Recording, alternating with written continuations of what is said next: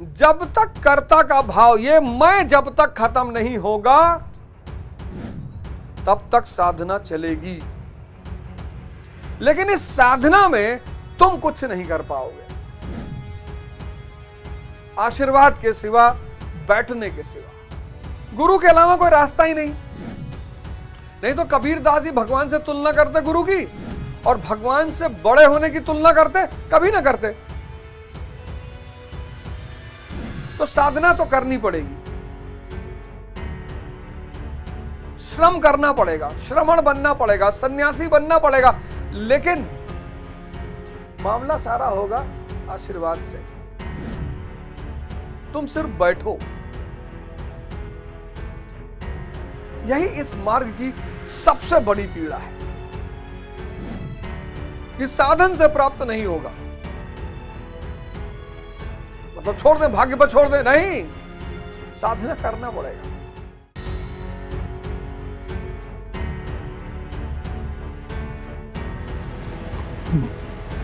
जय हिंद फ्रेंड्स।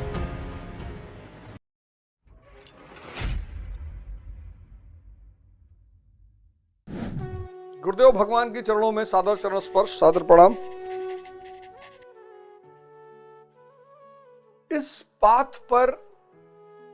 पथ पर चलने की सबसे बड़ी चुनौती ये है, सबसे बड़ी, जो श्लोक 12 में मैंने आपको समझाया। इस पाथ पर चलने की सबसे बड़ी चुनौती है सुख को समझना।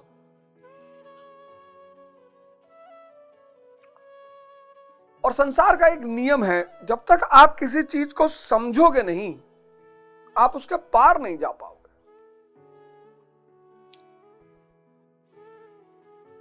द्वितीय अध्याय का जो 12वां श्लोक है, वो बड़ा क्रांतिकारी श्लोक है।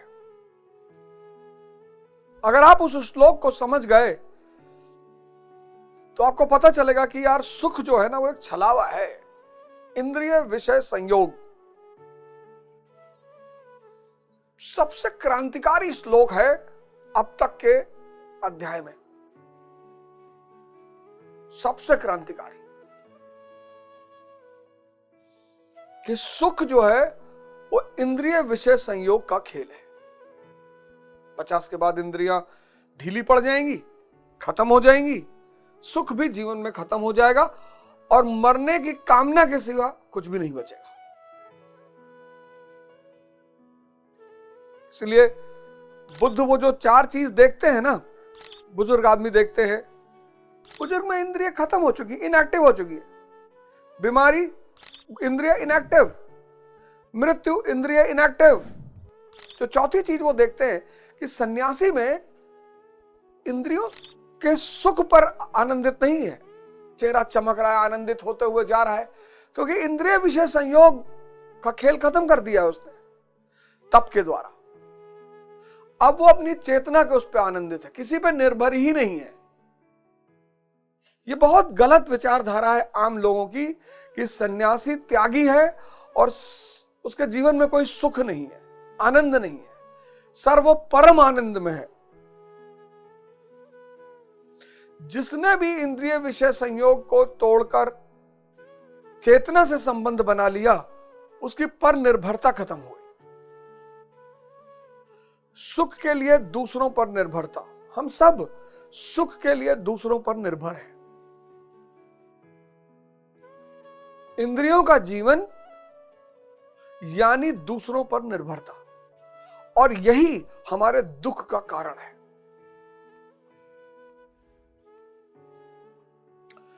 फिर जो इसका 29वां श्लोक है, द्वितीय अध्याय का जो 29वां श्लोक है, 29वां श्लोक है, वो तप के बारे में एक बड़ी क्रांतिकारी बात बताता है। 29वां श्लोक बड़ी क्रांतिकारी, वो भी समझने योग्य है। कहता है कि क्योंकि साधन पार नहीं लगाता। क्या बात है,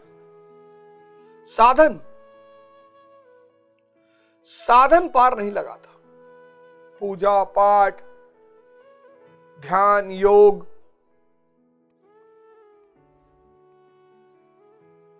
ये पार ही नहीं लगाता। मैंने आपसे कहा ना, तैयारी करो आईएएस बन जाओ, तैयारी करो इंजीनियर बन जाओ, तैयारी करो, यहां साधन पार लगाता ही नहीं।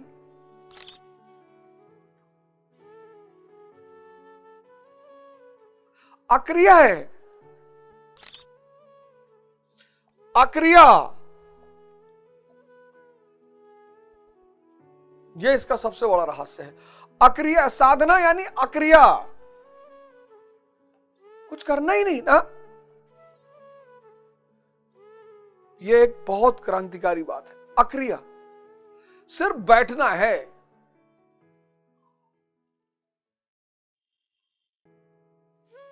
अक्रिया। और 30वां श्लोक, ओ हो, वर्ण, चातुर्वर्ण, 30वां श्लोक। आज आप देखिएगा कि आपकी कौन सी अवस्था है। हमको पता ही नहीं होती कि हमारी अवस्था कौन सी है। चातुर्वर्ण, 4 वर्ण, चातुर्वर्ण। कभी कभी कुछ सिद्धांत मानव ने बड़े क्रांतिकारी खोजे, कुछ चीजों की खोज मनुष्य ने बहुत जबरदस्त तरीके से की, लेकिन बाद में वो चीजें कुरीति का शिकार हो गई। धर्म मनुष्य की सबसे क्रांतिकारी खोज है, धर्म। लेकिन मनुष्य के लिए अभिशाप भी है धर्म। धर्म मनुष्य की सबसे क्रांतिकारी खोज है, लेकिन धर्म का काम क्या है? मनुष्य का उत्थान, इंद्रियों से चेतना तक।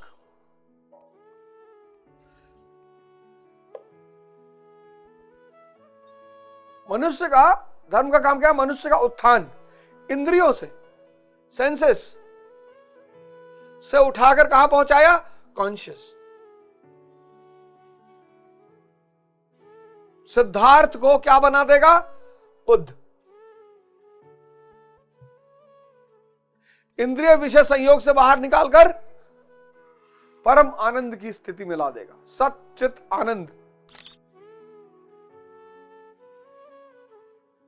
मनुष्य की दूसरी बड़ी खोज थी आश्रम।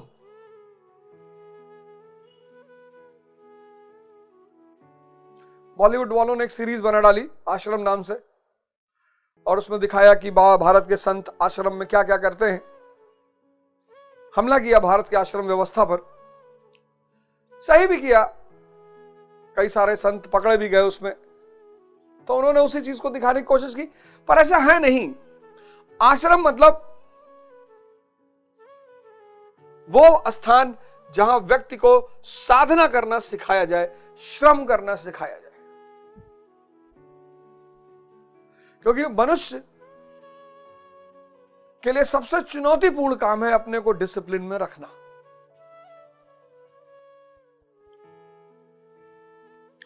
सबसे चुनौतीपूर्ण काम मनुष्य के लिए है खुद को डिसिप्लिन में रखना। आश्रम वो जगह है जहां उसे डिसिप्लिन में रहना सिखाया जाता है।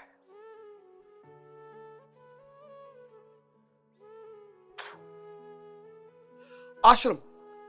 तीसरा, द्विज, ट्वाइस बॉर्न, दोबारा जन्म। एक जन्म व्यक्ति को उसकी मां देती है, और हर व्यक्ति शूद्र की स्थिति में पैदा होता है।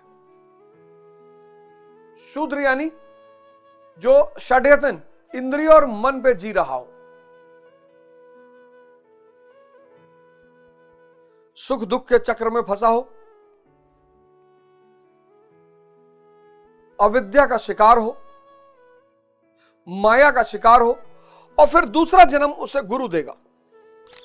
जब उसे इस माया और अविद्या से बाहर निकालेगा गुरु, जब उसे माया और विद्या से बाहर निकालेगा, वैश्य की श्रेणी में लाएगा, फिर वो क्षत्रिय की श्रेणी में आएगा, और फिर ब्रह्म।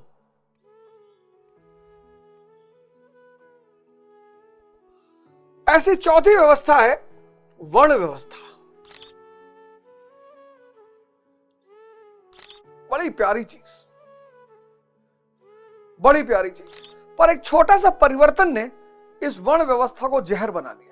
अगर यह वर्ण व्यवस्था भारत में यथास्थिति बनी रहती हमेशा, तो भारत हमेशा सुपर पावर होता। यह है ही इतनी प्यारी व्यवस्था, वर्ण व्यवस्था, कर्म पर आधारित। अध्यात्म जो है इसे कर्म पर आधारित मानता है। अध्यात्म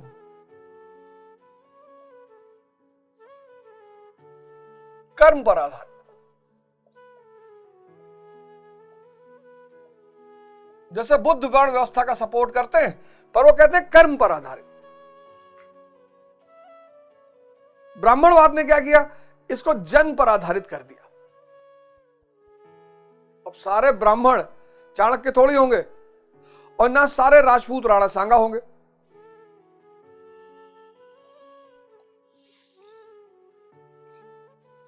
सारे ब्राह्मण ना तो चाणक्य होंगे, ना सारे राजपूत राणा सांगा होंगे, और ना सारे वैश्य भामाशाह होंगे,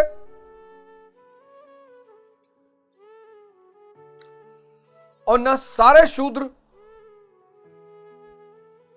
संत रविदास होंगे। संभव ही नहीं है, पॉसिबिलिटी ही नहीं है, साधना करना पड़ेगा। तो जब यह वर्ण व्यवस्था जन्म पर आधारित हो गई, बस वहीं भारत के विनाश की इबारत लिखी जाने लगी। इतनी प्यारी चीज, सिर्फ एक चीज बदल दिया गया, जन्म पर आधारित, कि जो ब्राह्मण कुल में पैदा हुआ वो ब्राह्मण बनने के लिए बहुत श्रम करना पड़ेगा। सुदामा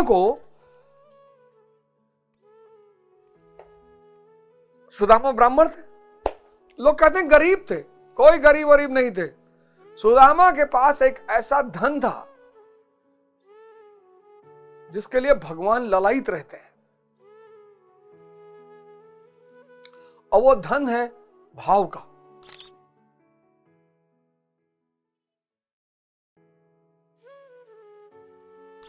भगवान के बड़े सारे मित्र गरीब रहे होंगे, ऐसा थोड़ा सिर्फ सुदामा गरीब थे।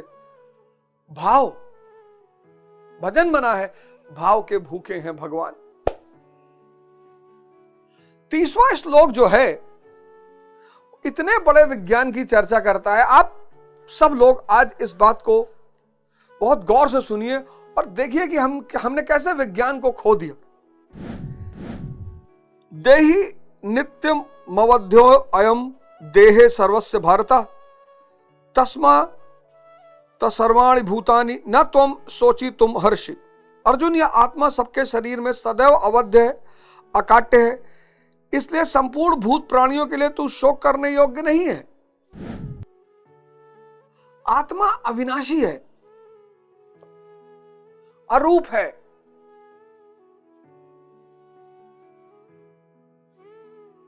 अविनाशी, अरूप।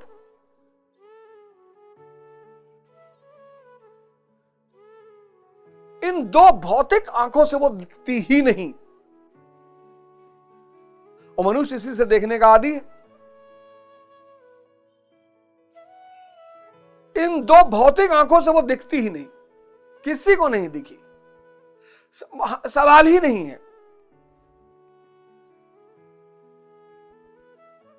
प्रश्न ही नहीं है, कोई संभावना ही नहीं है, क्योंकि आत्मा अविनाशी है और अरूप है, उसका कोई रूप नहीं है, और वो सारे रूपों में है। इस ब्रह्मांड में जो भी है सब वही है। तभी तो वो जो नुसरत की गजल है, हो भी नहीं और हर जगह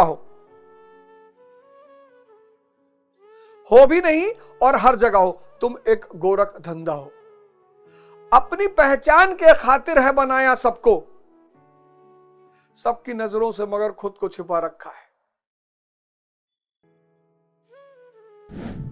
तो ये अविनाशी, अकाट्य, अवध्य आत्मा ही सनातन है। इस तथ्य का प्रतिपादन करके, इसका प्रभुता सहित वर्णन करके यह प्रश्न यही पूरा हो जाता है। अब प्रश्न खड़ा होता है कि इसकी प्राप्ति कैसे हो। संपूर्ण गीता में इसके लिए दो ही मार्ग हैं, पहला निष्काम कर्मयोग और दूसरा ज्ञान योग। निष्काम कर्म और ज्ञान,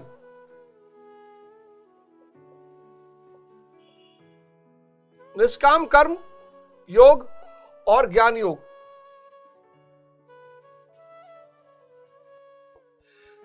पूरी गीता में बस इन दो मार्गों की चर्चा हुई है। दोनों मार्गों में किया जाने वाला कर्म एक ही है। कर्म जो दोनों मार्गों में किया जाएगा वो एक ही है, कर्म एक। उस कर्म की अनिवार्यता पर बल देते हुए योगेश्वर श्री कृष्ण ज्ञान योग के विषय में कहते हैं आगे दो ही मार्ग बताए, निष्काम कर्म योग और ज्ञान योग। आगे इसको समझाया, बुद्धि और इष्ट के मार्ग पर चलने वाला। इन दोनों शब्दों को आगे श्लोक में समझाया है कि इन दोनों का मतलब क्या है। लेकिन फिर दोनों मार्गों में किए जाने वाला कर्म एक ही है। ऐसा नहीं कि ज्ञान योग में कर्म नहीं करना, कि जानते हैं बस, समझ गए आत्मा ही सनातन है।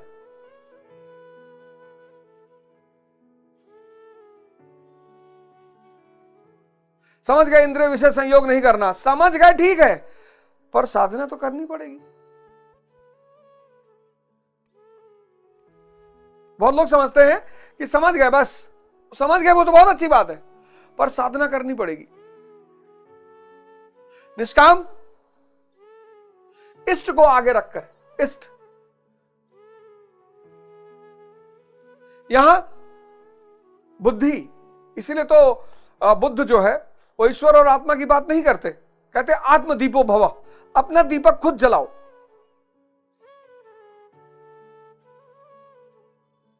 बुद्ध जो है वो ज्ञान मार्गी है, बुद्ध वो ज्ञान मार्गी है। अर्जुन जो है निष्काम कर्मयोग का पालन करने वाला है। बुद्ध ज्ञान मार्गी है, बुद्धि के सहारे आगे बढ़ रहे हैं, और अर्जुन इष्ट के सहारे आगे बढ़ रहा है।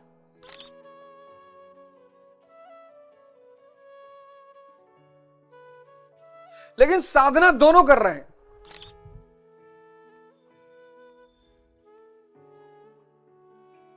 कहोगे यार अभी तो कह रहे थे कि साधन से कुछ होता नहीं, यही तो खेल है, यही तो रहस्य है, यही तो मिस्टिसिज्म है कि करने से नहीं होगा। तो बाबा रामदेव कहते हैं ना, करने से होगा, करने से होगा ही नहीं जब तक कर्ता का भाव नहीं छूटेगा। आई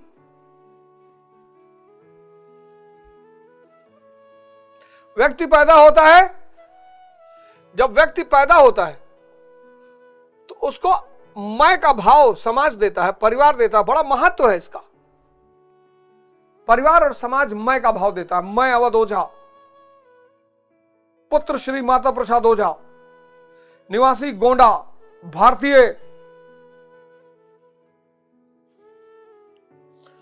और जैसे ही यह व्यक्ति युवा होता है वैसे ही समाज कहता है विवाह करो, विवाह कराओ, विवाह कराओ। ऐसा ना हो चुनौतियां देखकर इसका मैं टूट जाए, कमजोर पड़ जाए, सन्यासी बन जाए। विवाह कराओ इसका, अरे पकड़ पकड़ पकड़ पकड़ पकड़, विवाह कराओ इसका। क्योंकि विवाह मैं को शक्तिशाली बनाने का सबसे बड़ा माध्यम है। मेरी पत्नी,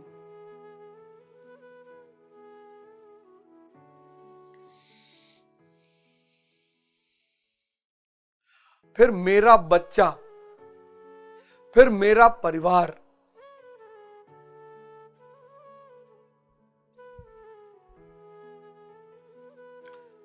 जब तक कर्ता का भाव, ये मैं जब तक खत्म नहीं होगा तब तक साधना चलेगी। लेकिन इस साधना में तुम कुछ नहीं कर पाओगे, आशीर्वाद के सिवा, बैठने के सिवा। गुरु के अलावा कोई रास्ता ही नहीं, है ही नहीं। नहीं तो कबीरदास जी भगवान से तुलना करते गुरु की, और भगवान से बड़े होने की तुलना करते कभी ना करते। तो साधना तो करनी पड़ेगी,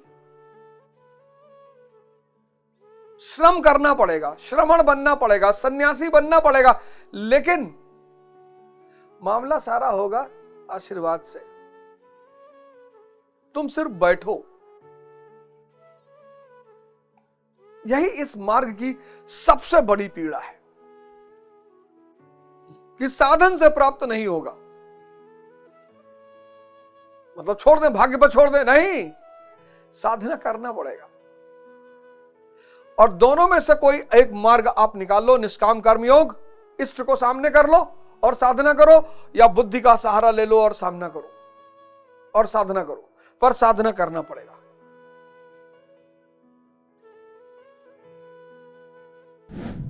दोनों मार्गों में उस कर्म की अनिवार्यता पर बल देते हुए कर्म क्यों करना पड़ेगा। अब सवाल यह उठा कि कर्म क्यों करना पड़ेगा, कर्म क्यों, बहुत बड़ा प्रश्न।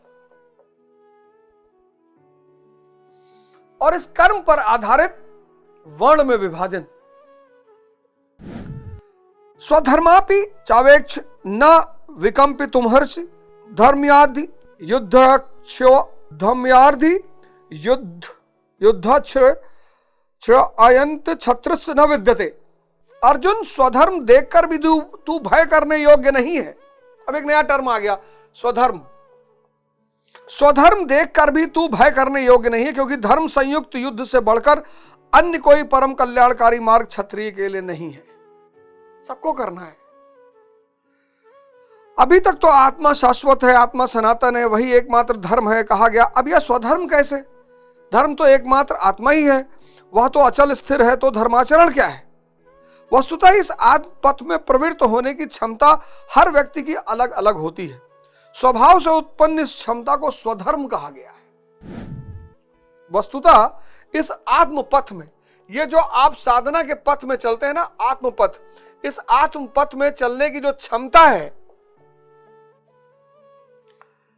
आत्म पथ में प्रवृत्त होने की क्षमता हर व्यक्ति की अलग अलग है। हर व्यक्ति की अलग अलग है। स्वभाव से उत्पन्न इस क्षमता को स्वधर्म कहा गया है। स्वभाव से उत्पन्न इस क्षमता को स्वधर्म कहा गया है।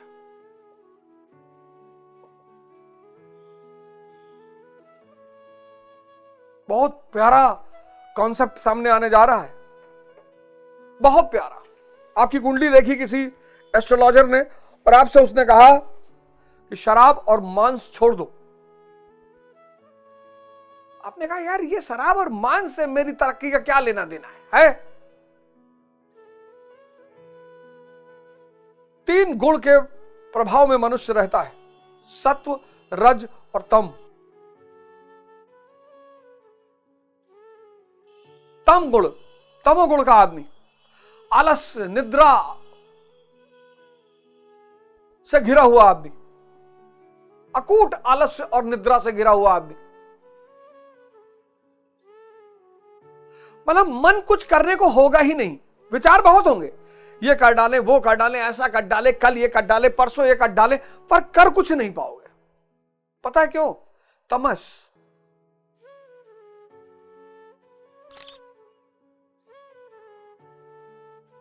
तमस गुण।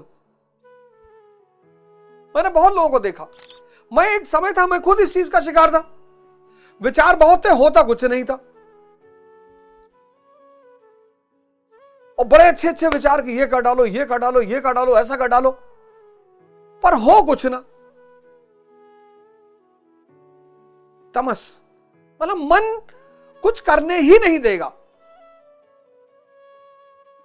उठने नहीं देगा, चलने नहीं देगा। आपको डॉक्टर ने कहा है कि 5 किलोमीटर चलो, पर वो चलने ही नहीं देगा। तमस। फिर उससे थोड़ा आगे बढ़े रजस, रजगुण, रजोगुण, थोड़े से लड़ने की क्षमता आ गई, छत्रत्व आ गया, जो चाहेंगे उसको करेंगे। और सत्व में तो परम गुण आ गए। परम 2 बजे रात में उठ के नमाज पढ़ रहे, 3 बजे रात में उठकर पूजा कर रहे हैं, और जिसने इन तीनों गुण को काट लिया वो गुणातीत हो गया, परमात्मा हो गया। ऐसे स्टूडेंट भी अलग अलग हैं। मैं जब स्टूडेंटों को देखता हूं जो तैयारी करने आते हैं, ऐसे वो भी अलग अलग हैं। सबके लिए एक मास्टर, एक इंस्टीट्यूट, एक कोचिंग नहीं है।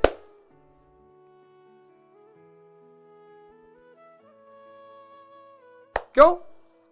स्वभाव से उत्पन्न होने वाली जो क्षमता है उसको स्वधर्म कहा गया। धर्म क्या है? आत्मा ही धर्म है, आत्मा ही सनातन है। लेकिन उसके अलावा एक स्वधर्म है, स्वभाव से उत्पन्न होने वाली क्षमता। अब इस स्वभाव से उत्पन्न होने वाली क्षमता ने मनुष्य को 4 भाग में, अब गौर करना कितनी क्रांतिकारी बात करने जा रहे हैं। इस स्वभाव से उत्पन्न होने वाली क्षमता, इसी एक सनातन आत्मिक पथिक पर चलने वाले साधकों को महापुरुषों ने स्वभाव की क्षमता के अनुसार 4 श्रेणियों में बांटा है। स्वभाव की क्षमता यानी स्वधर्म, स्वभाव की क्षमता के आधार पर 4 श्रेणियों में बांटा है। 4 श्रेणी। पहला श्रेणी शूद्र।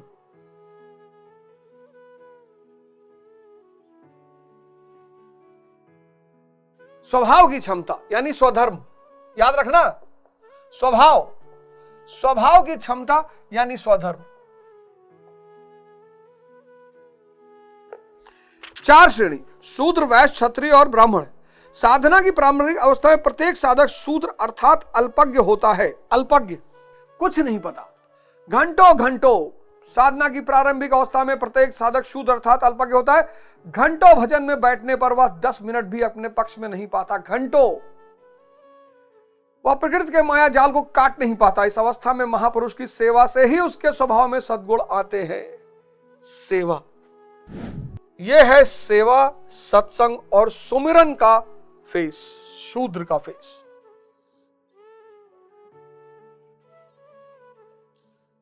आज आप देखो, आज क्यों समाज इतना परेशान है? सब शूद्र की अवस्था में है, सब तमस प्रधान, इंद्रिय प्रधान, सब।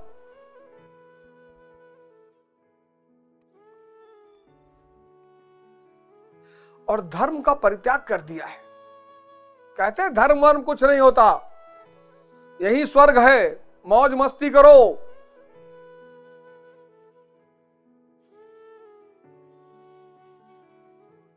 और इन अज्ञानियों का अपना मंदिर पैदा हो गया, बार। इन अज्ञानियों ने अपना मंदिर बना लिया, बार, बियर बार। ये अज्ञानियों का मंदिर है। मदिरा, सिगरेट, स्त्री,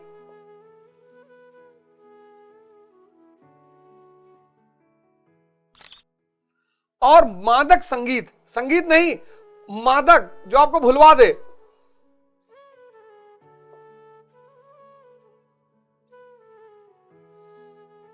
अब शूद्र की अवस्था का मनुष्य अगर यहां पहुंचेगा, जो अल्पज्ञ है, आप सोचो उसका क्या हाल होगा। आजकल के बच्चे, जो लोग कह रहे हैं ना आजकल के बच्चे बर्बाद होते जा रहे हैं, शूद्र की अवस्था में है, अल्पज्ञ, कुछ पता ही नहीं। वो शूद्र की अवस्था का व्यक्ति जब यहां पहुंच रहा है तो और इंद्रिय विषय संयोग और गहरा होता जा रहा है, और गहरा, और अंधकार में जा रहा है वो व्यक्ति। इसको क्या चाहिए था? इस अवस्था के व्यक्ति को क्या चाहिए था? इस शूद्र अवस्था के व्यक्ति को क्या चाहिए था? सत्संग।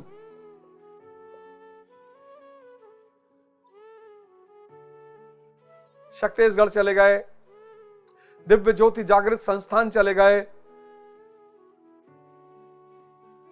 पंडित श्री श्री रविशंकर के यहां चले गए, सदगुरु के यहां चले गए। इसको क्या चाहिए था? सेवा, सुमिरन। जितना रोशनी के पास ये रहेगा, सेवा। शूद्र के लिए सबसे बड़ा धर्म है सेवा। किसकी? सद्गुरु की, समाज की। क्यों क्यों क्यों? सेवा का क्या रोल है? सेवा क्या करता है? सेवा आपके मैं को कमजोर करता है। आप आश्रम जाओगे ना, आप जब आश्रम जाओगे तो आप देखोगे कि जो जूनियर गुरु संत हैं, और जैसे ही सीनियर गुरु महाराजों को देखते हैं वैसे लेट जाते हैं, महाराज दंडवत प्रणाम। जब जब देखेंगे तब लेट जाएंगे, दंडवत महाराज, दंडवत प्रणाम। ये दंडवत प्रणाम क्या है? ये मैं को कमजोर करने की विधि है। झाड़ू लगाना, पोछा लगाना, पखाना साफ करना, खाना बनाना,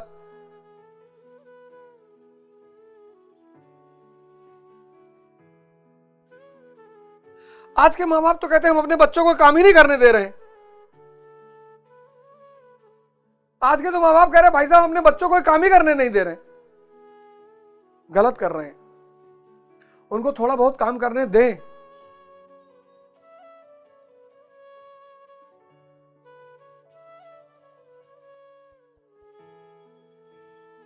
बहुत बुरी दौर में हम प्रवेश करने जा रहे हैं, बहुत बुरे दौर में हम प्रवेश करने जा रहे हैं, बहुत बुरे। हम इतने बुरे दौर में प्रवेश करने जा रहे हैं कि अगर हम जागृत नहीं हुए तो फिर विनाश और अंधकार के सिवा कुछ भी नहीं बचेगा। फिर जो दूसरा चरण मनुष्य में आता है, वो दीक्षा लेता है, आश्रम जाता है, सेवा शुरू करता है, तो दूसरे चरण में वो क्या हो जाता है? वैश्य। वैश्य।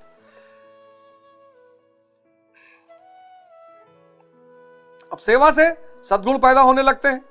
सेवा से सद्गुण पैदा होगा। सेवा क्या करेगा? सद्गुणों को पैदा करेगा। अब जब सद्गुण पैदा होंगे तो वह वैश्य श्रेणी का साधक बन जाता है। वैश्य के पास क्या है? सद्गुण।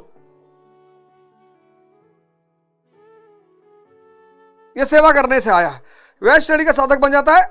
आत्मिक संपत्ति ही स्थिर संपत्ति, इसका वह शनै शनै संग्रह गोपालन अर्थात इंद्रियों की सुरक्षा करने में सक्षम हो जाता है।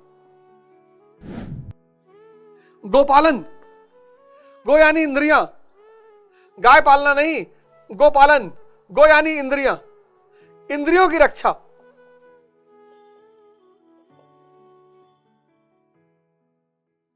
इंद्रियों की रक्षा करने लग जाता है, आत्मिक संपत्ति को बचाने लगता है। संपत्ति अब वैसे है तो संपत्ति तो बचाएगा ही। आत्मिक संपत्ति, आत्मिक संपत्ति, आत्मिक संपत्ति को बचाने लगता है।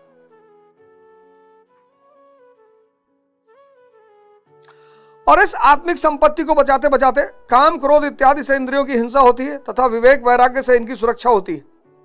विवेक वैराग्य से, विवेक इस शब्द का मैं इतना इस्तेमाल करता हूं, विवेक, विवेक और वैराग्य।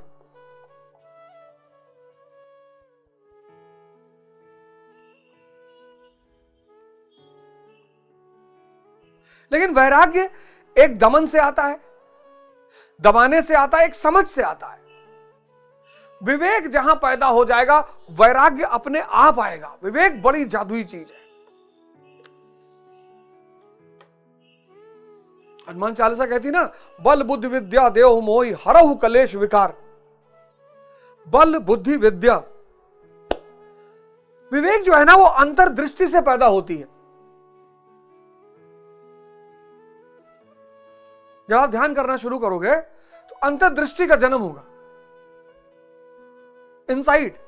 और जो इनसाइट पैदा होगी वो विवेक को जन्म देगा। और विवेक क्या करेगा? आपकी देखने की क्षमता, आप देखना शुरू कर दोगे कि यार सेक्स में अगर इतना मजा होता तो ये जो वैश्याएं हैं ये भगवान से दिन रात पूजा करती कि प्रभु हमको हर जन्म में वैश्या बनाना।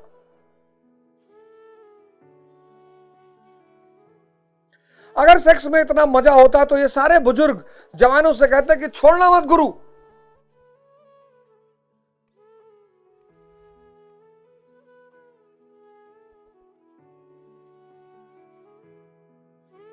यह है देखने की क्षमता। ये स्वामी रामकृष्ण परमहंस, विवेकानंद, भारत के एक से एक सन्यासी, भगवान जैसे सन्यासी, स्त्रियों को मां कहा उन्होंने, दिखाई पड़ गया। ध्यान साधना किया। मैं खुद ही कभी कभी सोचता हूं, मैं इस बात को खुद कभी कभी सोचता हूं। मैं चाहता हूं कि हर व्यक्ति को मैं पकड़ पकड़ के कहूं, भैया ध्यान करो। ध्यान अंतर्दृष्टि को पैदा करेगा, आंतरिक दृष्टि को। वो आपके विवेक को जन्म दे, ऑब्जर्वेशन की क्षमता बढ़ाएगा, देखने की क्षमता बढ़ाएगा। देखने की क्षमता आपको विवेकवान बना देगी, विवेकवान बना देगी, आप वैरागी हो जाओगे। चीजें आप छोड़ोगे नहीं, छूट जाएंगी, आपको पता चल जाएगा ना कि इसमें कुछ है ही नहीं। विवेक और वैराग्य,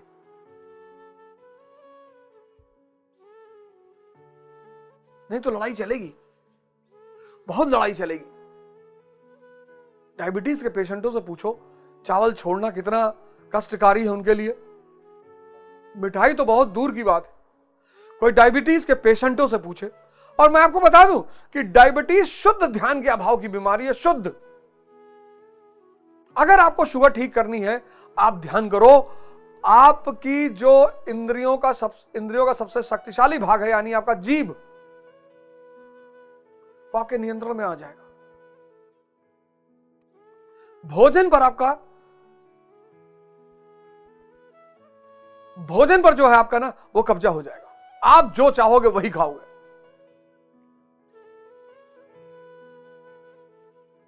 कोई दवा नहीं है डॉक्टरों के पास, किसी के पास कोई दवा नहीं है। अब ये विवेक, वैराग्य, गोपालन यानी इंद्रियों की रक्षा, आत्मिक संपत्ति का विकास, किंतु प्रकृति को निर्बीज करने की क्षमता, मतलब माया को काटने की क्षमता इसमें नहीं रहती वैश्य में। फिर यह तीसरा चरण आता है। क्रमशः उन्नति करते करते साधक के अंतःकरण में तीनों गुणों को काटने की क्षमता अर्थात छत्रित्व तो आ जाता है। क्षत्रिय, तीनों गुणों को काटने की क्षमता, तीनों गुणों को काटने की क्षमता।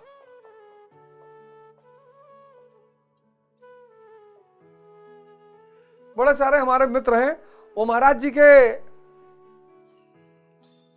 सेवक हैं, गुरु भाई हैं, लड़ते हैं हमसे, हम क्षत्रिय हैं।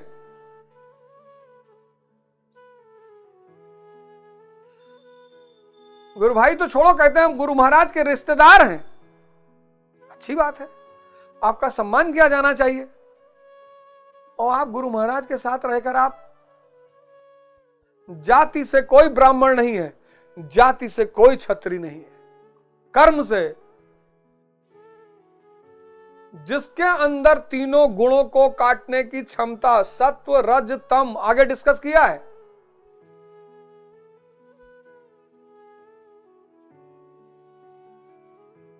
तम बुद्धि को कुंठित कर देता है। शराब बुद्धि को कुंठित कर देती है, कुंठित, कुछ कर इतना हरामखोर बना देती है व्यक्ति को अंदर से, अंदर से इतना। यह मांस और शराब,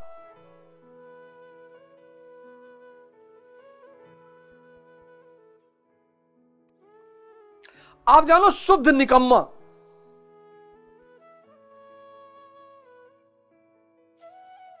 कहते हैं भाई साहब खाए बिना रहा नहीं जाता। बिल्कुल, यह बात एकदम सत्य। मैं तो इस दौर से गुजरा हूं, मैं तो समझ सकता हूं, मैं दर्द समझ सकता हूं। जो भी मांसाहारी हैं, मैं समझ सकता हूं, वो अति मूर्छा की अवस्था में है। मांसाहारी यानी मूर्छा, शराब यानी मूर्छा। ये दोनों चीजें अति मूर्छा की अवस्था में इनका सेवन किया जा सकता है। क्योंकि जैसे संवेदना पैदा होगी, वैसे ही करुणा पैदा हो जाएगी। जबान का वो जो जिह्वा की वासना है, वो खत्म। ध्यान जीभ की वासना को खत्म कर देगा। और जीभ की वासना जब खत्म हो जाएगी, तो व्यक्ति जीभ के लिए थोड़ी खाएगा, शरीर के लिए खाएगा। और शरीर तो भुने हुए चने पे बहुत आराम से चलेगा। मूर्छा, मैं भुक्तभोगी हूं, मैं भुक्तभोगी हूं। मैं एक संप्रदाय में था, 1998 2000 की बात है, तो मैं एक संप्रदाय में था। अब पता नहीं उस संप्रदाय में ऐसा क्यों कहा उन्होंने, पर उस संप्रदाय में लोग मीट खाते थे, कहते थे मीट मना नहीं है। हमें लगा यार ये सबसे अच्छा संप्रदाय है जहां मीट मना नहीं है।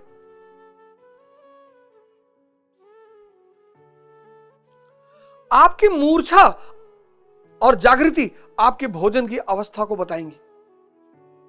ये जो साधु सन्यासी है, आप देखो, जागृति तो जीवित रहने के लिए भोजन करेगी ना, और मूर्छा जीव की हवस के लिए भोजन करेगी।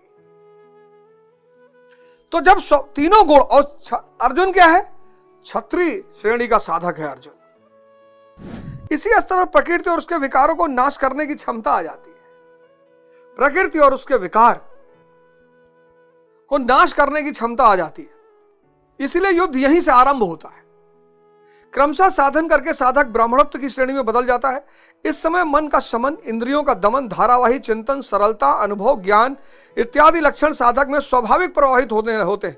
इन्हीं के अनुष्ठान से चलकर वह क्रमशः ब्रह्म में प्रवेश पा जाता, जहां वह ब्राह्मण भी नहीं रह जाता।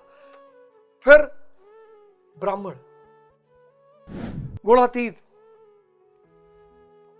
गुणातीत, तीनों गुणों के ऊपर, तीनों गुणों के ऊपर, ना उस पे तमस है, ना उस पे रजस है, ना उस पे सत्व है, वो गुणातीत हो चुका है, गुणों के ऊपर जा चुका है। यहां पे क्या है? यहां पे सारे गुण हावी हैं, है नहीं? हावी है, और तमस सबसे ज्यादा हावी है। सेवा करो, सद्गुण पैदा होगा। सद्गुण से आप किस श्रेणी में आ जाओगे? वैश्य की श्रेणी में आ जाओगे। अब जब आप सद्गुण से वैश्य की श्रेणी में आ जाओगे तो आप गोपालन कर, इंद्रियों की रक्षा, आत्मिक संपत्ति की रक्षा करने लगोगे। विवेक पैदा हो जाएगा, अंतर्दृष्टि पैदा हो जाएगी, और विवेक से वैराग्य पैदा हो जाएगा। कुछ छोड़ना नहीं पड़ेगा, छूटेंगी चीजें। फिर आप साधना करते करते करते करते करते ये चीजें इतनी मजबूत हो जाएंगी कि आप क्षत्रिय की श्रेणी में आ जाओगे। तीनों गुणों को नाश करने की क्षमता। अब प्रकृति आप पर हावी नहीं हो सकती, अब उर्वशी आपके ऊपर हावी नहीं हो सकती। अर्जुन के साथ हुआ ना, उर्वशी भी तो आई, स्वर्ग की अप्सरा। अप्सराएं आती हैं सबके टेस्ट के लिए।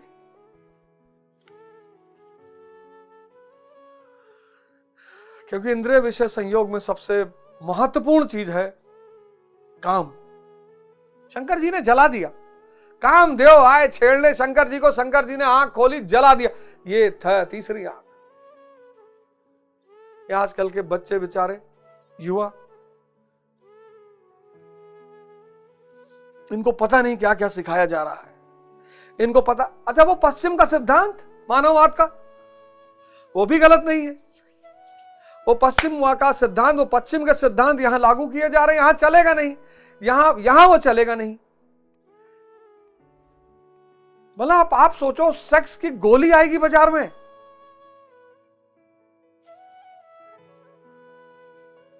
मतलब व्यक्ति दवा खा के प्रेम करेगा।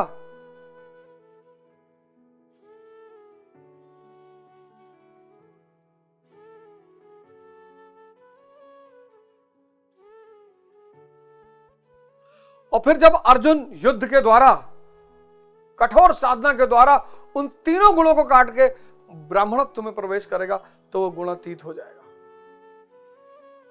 फिर वो ब्राह्मण से भी ऊपर ब्रह्म में विलीन, बूंद समानी समुद्र में। विदेह राजा जनक की सभा में महर्षि याज्ञवल्क्य ने चाक्रायण, उशस्ती, कहोल, अरुणी, उद्दालक और गार्गी के प्रश्नों का समाधान करते हुए बताया कि आत्म साक्षात्कार का पूर्णतया संपादन करने वाला ही ब्राह्मण होता है। कौन है ब्राह्मण? शुक्ला, तिवारी, पांडे, ओझा, ये सब ब्राह्मण नहीं है। नाराज हो जाएंगे मेरे ऊपर। यह आत्मा ही लोक, परलोक और समस्त प्राणियों को भीतर से नियमित करता है। सूर्य, चंद्रमा, पृथ्वी, जल, वायु, अग्नि, तारागण, अंतरिक्ष, आकाश एवं प्रत्येक क्षण इस आत्मा के ही प्रशासन में है। यह तुम्हारा आत्मा अंतर्यामी अमृत है, अमृत अक्षर है। इसमें भिन्न सब नाशवान है। जो कोई इसी लोक में इस अक्षर को ना जानकर हवन करता है, तप करता है, हजारों वर्षों तक यज्ञ करता है, उसका यह सब कर्म नाशवान है। जो कोई भी इस अक्षर को जाने बिना इस लोक से मरकर जाता है वह दयनीय है, कृपण है, और इस अक्षर को जानकर इस लोक से मरकर जाता है वो ब्राह्मण है। बृहदारण्यक उपनिषद में अर्जुन क्षत्रिय श्रेणी का साधक है। भगवान ने कहा चातुर्वर्ण मैं सृष्टम, मैंने बनाया। और किस आधार में बनाया? गुण कर्म विभागशः, गुणों के माध्यम से कर्म को 4 भागों में बांटा। ये साधना की पूरी प्रक्रिया है, पूरी प्रक्रिया, होश की पूरी प्रक्रिया है, जागृति की पूरी प्रक्रिया है, मूर्छा को तोड़ने की सारी प्रक्रिया है। और अंतर ध्यान क्या करेगा? आप जो भजन करेंगे, ध्यान करेंगे, वो पता है क्या करेगा? ये ध्यान और भजन जो सबसे पहली चीज आपके अंदर पैदा करेगा वो है अंतर्दृष्टि, इंसाइट। और जैसे ये गुरु कृपा से अंतर्दृष्टि पैदा हो जाएगी, ये आपका हाथ पकड़ लेगी, ये आपका हाथ पकड़ लेगी, जगह जगह पर, हर जगह पर आपको बचाएगी।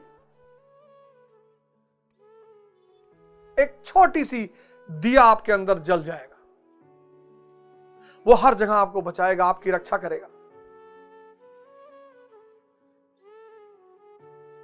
क्योंकि प्रकृति तो बहुत ताकतवर है, इतनी जल्दी छोड़ेगी नहीं। वो विवेक का दिया, वो अंतर्दृष्टि का दिया, वो आपके अंदर जग जाएगा और आपकी हर जगह रक्षा करेगा। और फिर आप धीरे धीरे इस सोपान पे ऊपर की तरफ बढ़ने लगेंगे।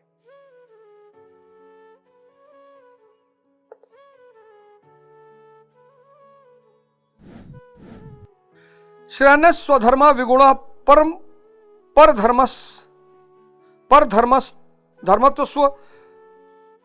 धर्मत्व नुष्ठात्। स्वभाव से उत्पन्न इस धन में प्रवृत्त होने की क्षमता जिस स्तर की हो, भले ही वह गुण रहित शूद्र श्रेणी की हो, तब भी परम कल्याण करती है। क्योंकि आप क्रमशः वहीं से उत्थान करते हैं। उससे ऊपर वालों की नकल करके साधक नष्ट हो जाता है। नकल नहीं करना है।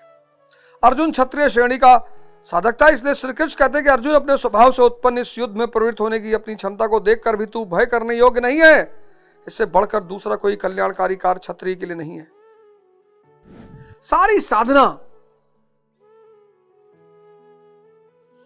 सारी साधना इन गुणों को काटकर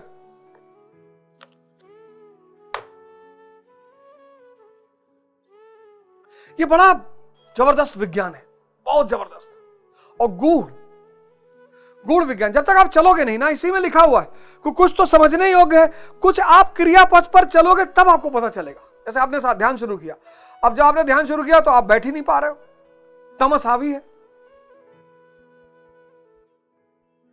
तमस हावी है। अब उस तमस को काटने के लिए आपको कष्ट का सामना करना पड़ेगा। तपस्या शब्द यहीं से आया है।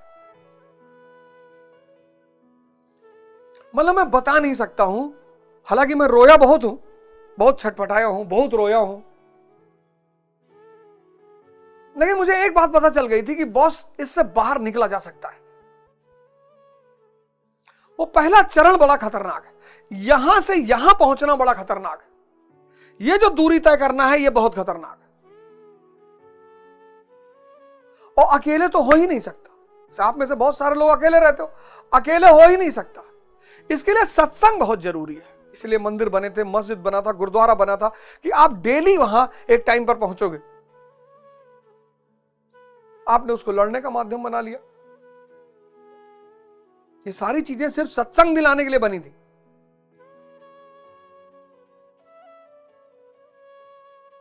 अब बार में भी तो एक सत्संग है। ये देखिए, बार में भी तो सत्संग है।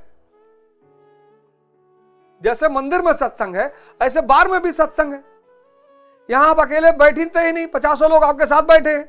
आपको लगता है मैं गलत थोड़े हूं, इतने लोग सारे गलत हैं, ये सब नाच रहे हैं, मस्ती चिल कर रहे हैं, चिल। जैसे पूंजीवाद ने अपना मंदिर बनाया बार, ऐसे अध्यात्म ने भी अपना मंदिर बनाया। क्योंकि सत्संग बहुत इंपॉर्टेंट है।